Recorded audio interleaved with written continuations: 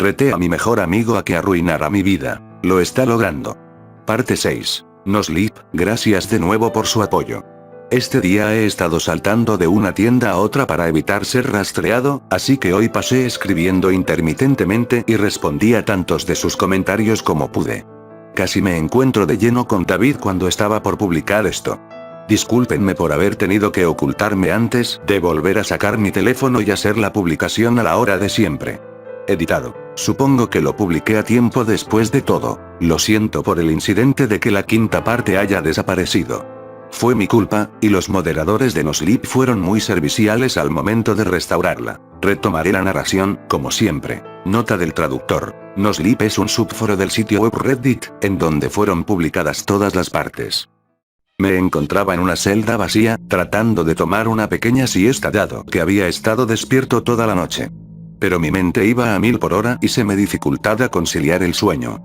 Continuaba ensayando lo que iba a decir una vez que Hernández finalmente viniera a recogerme. Habían vaciado mis bolsillos dentro de contenedores de evidencia, me tomaron mis huellas digitales y un oficial se dirigía a revisar mi auto.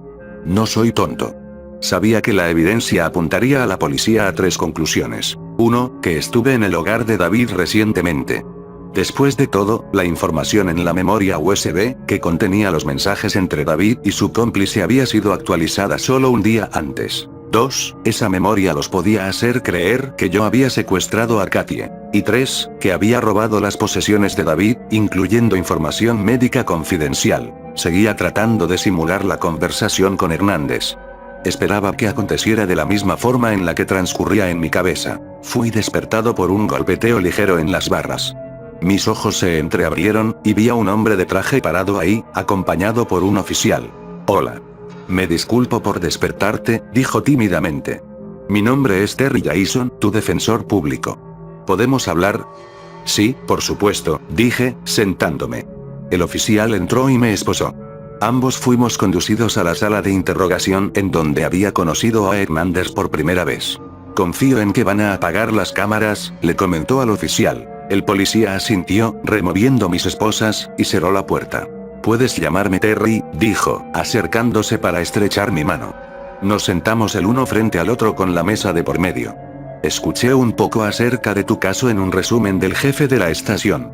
Mencionó, sacando folders de un maletín. Es largo, admití. Eso dicen. Voy a tener que disculparme por adelantado. Es probable que tengas que repetir tu historia muchas veces durante estos procedimientos. Para prevenir esto lo mejor posible, tú y yo nos vamos a sentar, y vamos a dejar por escrito tu versión de los eventos. De esa forma, puedes apoyarte en tus declaraciones y tener la certeza de que lo que dices es consistente y exacto. ¿Suena bien? Tenía sentido, así que asentí. Primero, tengo un contrato aquí para que lo firmes, el cual estipula que accedes a permitirme ser tu representante en un proceso judicial. Empujó un papel y un lápiz por la mesa. Le di un vistazo y firmé en el final. Los tomó de nuevo. ¿Te gustaría que te llame Sandero por tu apellido? Me preguntó con una sonrisa serena. Sander está bien. Bueno, Sander.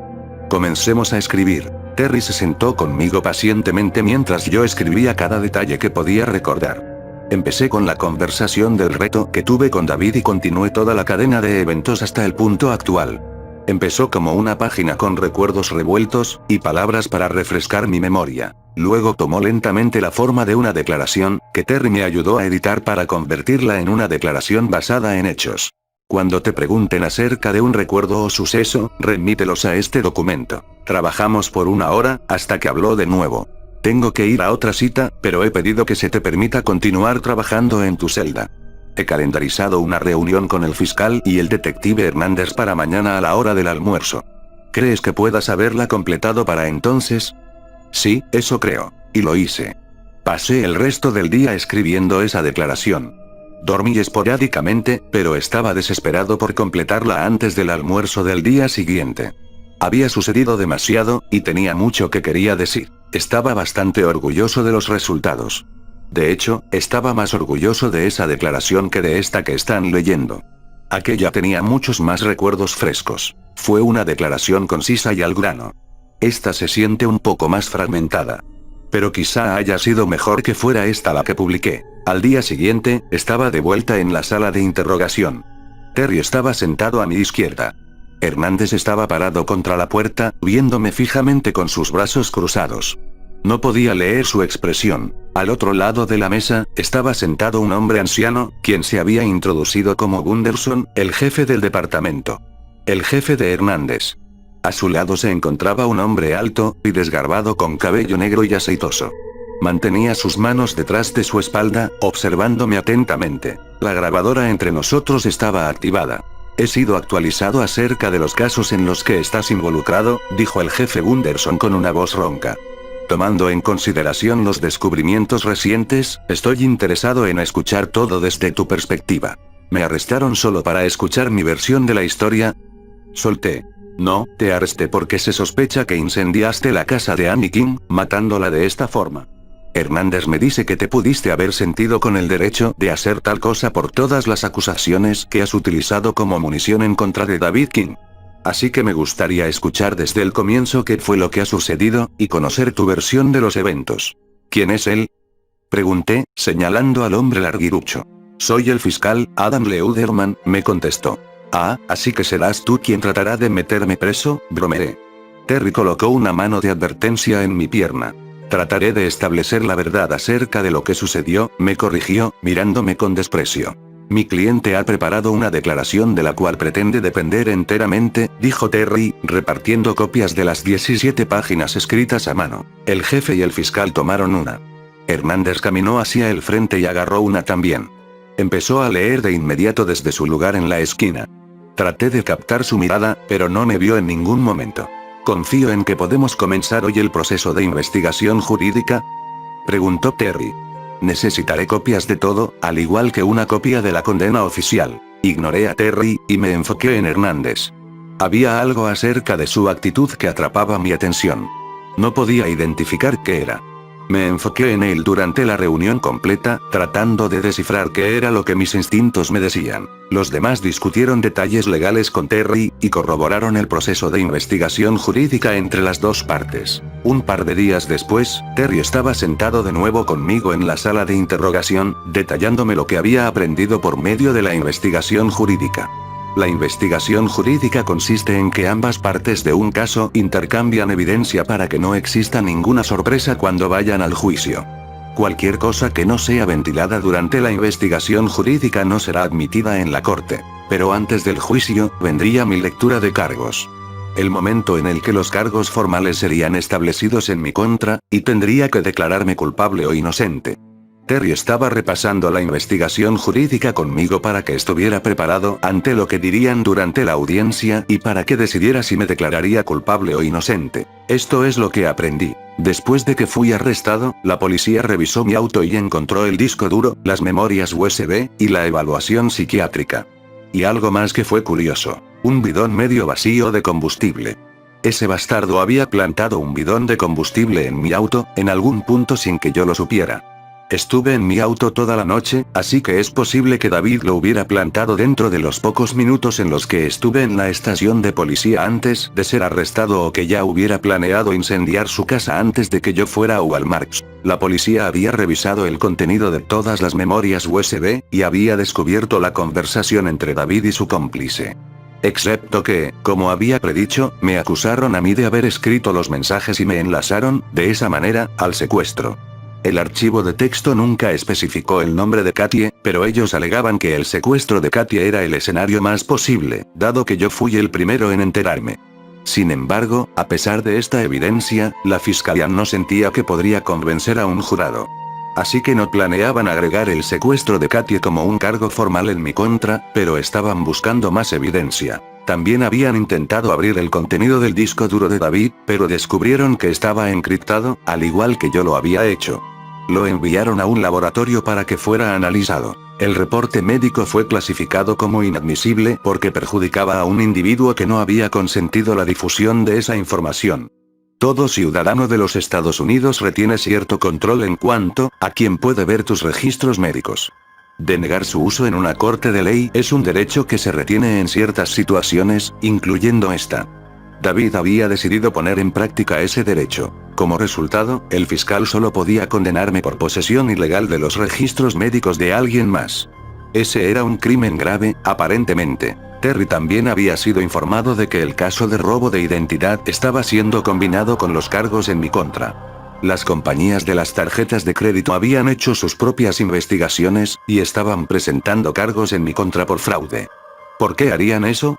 Porque una investigación técnica sobre el origen del registro de las tarjetas fraudulentas develó que la víctima misma, Sander Jones, había, en efecto, llenado y completado las hojas de registro desde su propio dispositivo informático.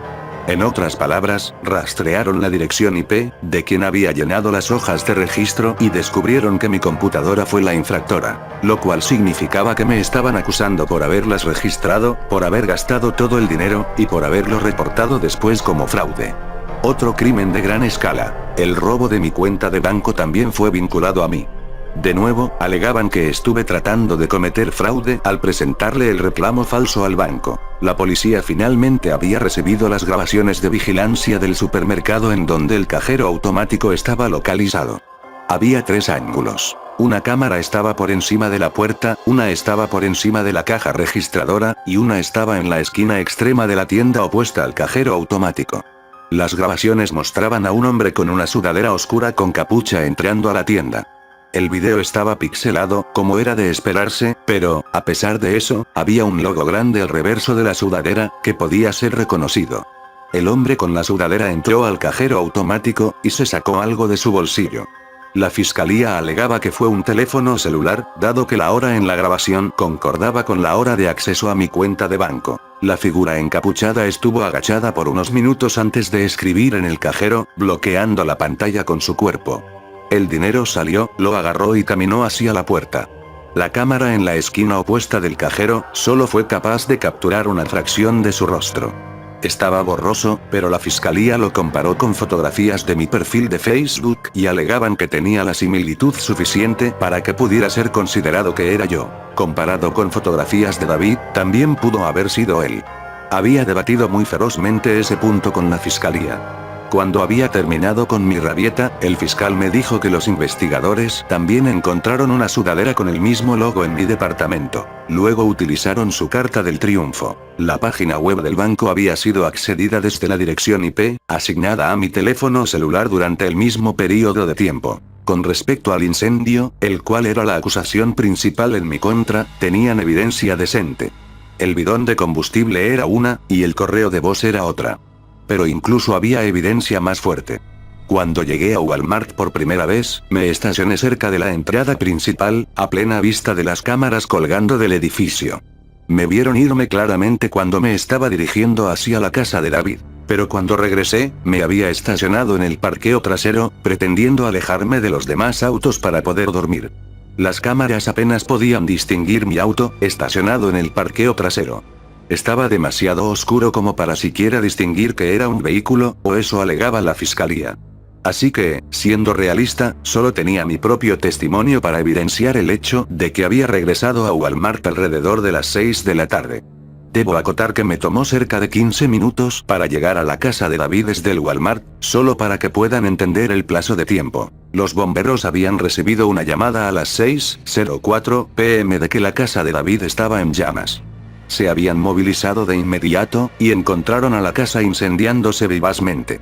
David fue hallado tratando de levantar a su madre del piso de la habitación de ella. Los habían sacado a ambos, y se descubrió que Doña Calla había muerto por asfixia. David fue llevado de emergencia al hospital con algunas quemaduras, y por inhalación de humo. Aún está pendiente de explicarle su versión de los hechos a la policía. Los bomberos habían presentado un reporte declarando que el fuego comenzó desde el centro de la sala de estar, en donde fue encendido un charco de combustible. Las llamas se habían esparcido a lo largo de la casa. Se encontraron rastros de combustible en varias habitaciones, haciéndoles creer que el sospechoso, yo, fue de habitación a habitación, y salpicó gasolina por todos lados. Al igual que en las películas. También concluyeron que el incendio había sido iniciado un rato antes de que fuera reportado, debido a la extensión del daño para cuando ellos llegaron. Sé que David había programado una alarma en su teléfono que estaba vinculada con la aplicación que instaló en mi teléfono.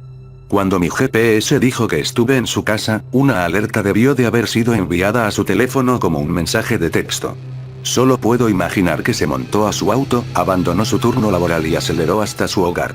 Creo que fue por eso que los plazos de tiempo son tan cercanos. Les estoy especificando a ustedes todos estos detalles para que puedan ver cuán descorazonado me sentía mientras estaba sentado en mi celda.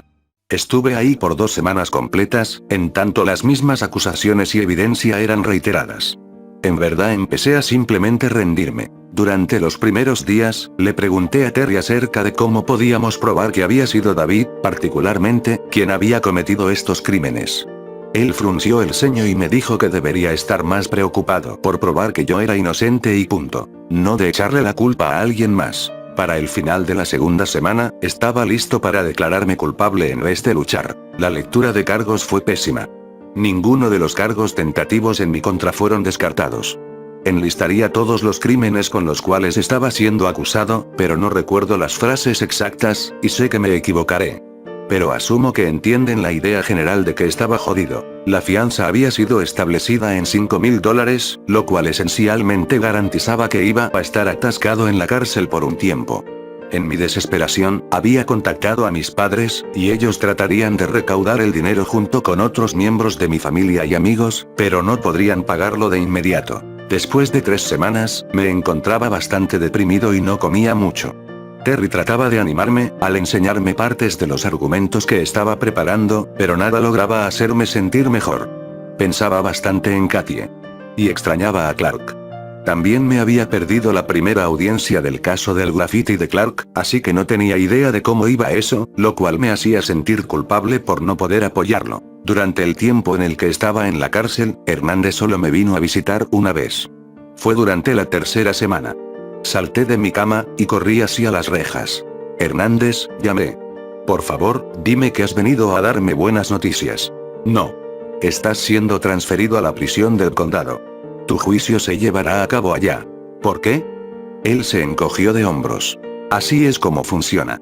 ¿Encontraron algo en Isaac? Me había estado aferrando a la esperanza de que el cuerpo de Isaac generaría evidencia en contra de David. Quería que lo condenaran por ese crimen únicamente. Solo por uno.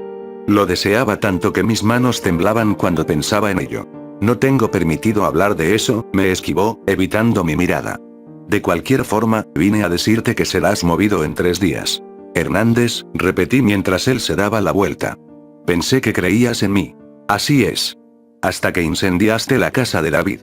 Ahora no estoy seguro de quién es el verdadero psicópata. No fui yo. Grité, pero me dio la espalda. 3 días más tarde, como Hernández había dicho, vinieron a trasladarme. Después de la cena, fui esposado y escoltado afuera de la instalación hacia una patrulla que me conduciría a la prisión del condado a 2 horas de distancia. Los 2 oficiales que me conducirían fueron respetuosos conmigo, pero pusieron la radio a todo volumen, tan pronto como íbamos por la carretera. Apenas podía escucharme pensar, y estaba comenzando a sentirme frustrado. Siempre había detestado los viajes en auto sin mi propia música, y ahora estaba atascado en un recorrido de 2 horas, con mis manos esposadas detrás de mi espalda y una radio zumbando música que no me gustaba. Llevábamos más o menos 1 hora, y estaba listo para gritar. Miraba por la ventana, tratando de encontrar algo interesante en lo cual pudiera enfocar mi mente. Íbamos por una carretera de 2 carriles sin ningún otro auto a la vista. Se estaba haciendo tarde, así que asumí que todos se habían ido a sus casas por lo que quedaba del día. Mi panorama de un lago agradable fue obstruido súbitamente por un camión gris. Traté de buscar otra cosa que pudiera contemplar, pero luego noté que el camión se estaba acercando peligrosamente a nuestro carril. Miré hacia arriba, y pude notar que era un camión blindado. Y tenía el mismo logo de la compañía para la que David trabajaba. El pánico fue instantáneo. Algo presionó mis pulmones y me impidió vocalizar. El camión se acercó lentamente a un costado de la patrulla hasta imponerse en contra de ella. Los policías gritaron. El policía que estaba conduciendo pisó el freno, y el otro policía dejó caer la radio que estaba tratando de alcanzar. La patrulla no desaceleró lo suficientemente rápido y el camión la sacó de la carretera. Me preparé para el impacto, mientras caíamos por la pendiente de pasto. Nos estrellamos en un árbol. Mi cinturón me mantuvo en posición, pero mi cabeza se lastimó cuando rebotó contra el respaldo del asiento del conductor. Los 2 policías estaban inconscientes, recostados en ángulos incómodos. Ninguno de ellos traía puesto su cinturón. Empecé a forcejear contra las esposas, tratando de alcanzar el botón para deshacer el cinturón de seguridad. Alcancé el botón rojo, y lo presioné. Cuando me di la vuelta para escabullirme por el cinturón flojo, vi a David puto King, bajando por la pendiente hacia el auto. ¡Ay, mierda, coño!, maldije, girándome para agarrar la manija de la puerta con mis manos esposadas. No tuve suerte. Las puertas estaban cerradas desde afuera para prevenir que los prisioneros salieran por su propia cuenta.